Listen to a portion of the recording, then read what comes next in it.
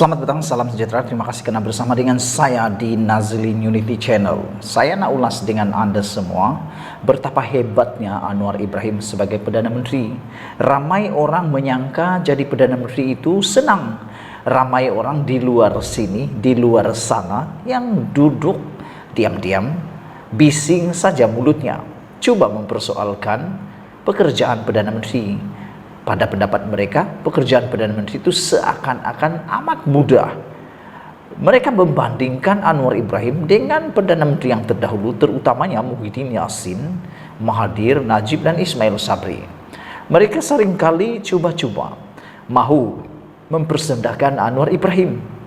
Tetapi tahukah Anda bahwa Anwar Ibrahim adalah Perdana Menteri yang seperti dalam laporan sebelum ini, tugasnya sangat berat berbanding Muhyiddin, berbanding Ismail Sabri Yaakob, berbanding Najib Tun Razak, apalagi Mahathir Muhammad. Kerana tugasan yang ditanggung oleh Anwar Ibrahim adalah tugasan yang mana memperbaiki labu yang telah dirosakkan oleh pemerintahan sebelum ini, seperti yang telah dinyatakan oleh beberapa orang pemerhati politik. Mereka menyatakan, termasuk Anwar Ibrahim mengatakan bahwa tugasan beliau sekarang ini ialah untuk coba mengurangkan hutang negara Malaysia yang telah mencapai 1 triliun. Bayangkan saudara-saudara, sampai 1 triliun hutang Malaysia. Jadi saya nak tanya kepada Anda yang cuba nak mempersenda tugasan Anwar Ibrahim sebagai penerus kepada legasi hutang 1 bilion ini. Saya nak tanya, siapa yang nak bayar hutang itu? Muhyiddin, Mahathir, Najib, atau Ismail Sabri? Mereka pasti tidak lagi mau bertanggung jawab dengan perkara itu, kerana mereka bukan lagi Perdana Menteri. Jadi siapa yang bertanggung jawab mencari cara nak bayar hutang itu? Tentulah Anwar Ibrahim. Jadi oleh sebab itulah, kalau ada orang cuba nak bersenda, kata mereka Anwar Ibrahim tak bagi KWSP, Anwar Ibrahim tak bagi ini, tak bagi itu, tak bagi ini, semuanya itu bohong belaka. Kerana jika dilihat dalam belanjawan yang telah dibentangkan oleh Anwar Ibrahim baru-baru ini, itu adalah jumlah belanjawan yang paling besar sekali pernah dibentangkan.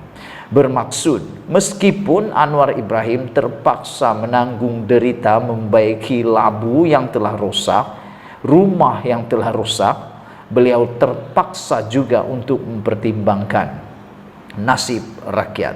Yang merosakkan rumah itu bukan Anwar Ibrahim, tapi langkah-langkah syaitan, langkah-langkah entah apa langkah lagi yang ada yang menyebabkan rosaknya rumah itu. Jadi ada lagi pula yang cuba-cuba nak merancang mahu merosakkan rumah itu sekali lagi, dengan mengatakan bahwa kalau mereka dapat masuk rumah itu, jangan salahkan mereka, jangan memanggil mereka sebagai tebuk atap, tebuk dinding, tebuk pintu dan sebagainya, kata mereka. Kerana rumahnya sudah roboh, kata mereka. Nak tanya kepada Anda ialah, siapa yang robohkan rumah itu? Siapa yang robohkan dinding itu? Siapa yang membuka atap-atap itu? Anwarkah? Bukanlah saudara-saudara, pastinya Anda tahu. Yang tebuk atap itu ialah geng-geng yang telah menyebabkan tertebuknya atap dalam langkah Sheraton pada waktu itu. Maka itu berlarutan sehingga ke kepimpinan Anwar Ibrahim. Jadi saudara, bukan mudah sebenarnya jadi Perdana Menteri. Pulang ke Malaysia selepas lawatan rasmi ke Arab Saudi yang penuh kontroversi, sama ada berjaya atau gagal, Perdana Menteri Anwar Ibrahim kemudian berkunjung ke Kemboja dan China. Dari segi diri peribadi, ini bermakna Perdana Menteri mesti berada dalam keadaan sehat. Alhamdulillah, Anwar Ibrahim dapat menyempurnakan tugas rasminya dalam lawatan ke Phnom Penh dan Beijing. Bayangkan kalau itu ialah Perdana Menteri Mahathir Muhammad. Saya nak tanya kepada Anda, dengan umur 98 tahun Mahathir Muhammad itu, mampukah lagi dia pada pendapat Anda membuat lawatan secara berterusan seperti ini. Balik dari Arab Saudi, terus ke China, terus ke Phnom Penh di Kamboja. Agak-agak mampukah Mahathir Mohamad melakukannya? Begitu juga dengan Muhyiddin Yassin. Mampukah atau mahukah atau bolehkah beliau melaksanakan tugas seperti itu? Saya pikir mungkin dia boleh buat, tetapi yang hairannya, nak cakap benda besar seperti itu, kita lihat dulu perkara kecil yang berlaku dalam negara kita, khususnya kehadiran di Dewan Parlimen. Di Dewan Parlimen telah disenaraikan antara yang paling banyak sekali ponteng dalam persidangan Dewan Parlimen, Dewan Rakyat ialah siapa lagi kalau bukan Muhyiddin Yassin, ahli Parlimen Marang Hadi Awang, dan Ketua Pembangkang sendiri. Bayangkan, Ketua Pembangkang sendiri banyak kali tak hadir dalam sidang Parlimen. Baca manalah nak jadi Ketua Pembangkang kalau begitu kan? Ketua darjah tak hadir, yang lain macam mana? Lain pula yang sangat aktif hadir ke Parlimen. Siapa lagi kalau bukan Syahidan Kasim? Saya pikir Syahidan Kasim layak jadi Perdana Menteri pula. Layak jadi Ketua Pembangkang karena beliau yang paling aktif sekali menghadiri persidangan Parlimen. Saudara-saudara sekalian, apa yang paling kita banggakan ialah pulang dari China, Perdana Menteri hadir ke Parlimen untuk menjawab soalan-soalan ahli Parlimen dalam sesi pertanyaan Perdana Menteri atau ringkasnya PMQT, Prime Minister Question Time. Saya hadir awal di Dewan Rakyat pada Selasa 4 April, kata Hasan Abdul Karim. Saya telah menghantar satu soalan kepada Setiausaha Dewan Rakyat bagi PMQT, yaitu meminta Anwar menjawab berkenaan RM170 bilion pelaburan China ke Malaysia. Soalan saya tidak naik, tetapi soalan yang lebih kurang sama dengan dari ahli Parlimen Bukit Bintang menjadi soalan pertama dalam sesi PMQT itu. Kemudian lonceng Dewan Rakyat berbunyi dan Perdana Menteri kelihatan sampai dengan helaian kertas di tangannya. Anwar nampak segar, bersedia dan meyakinkan.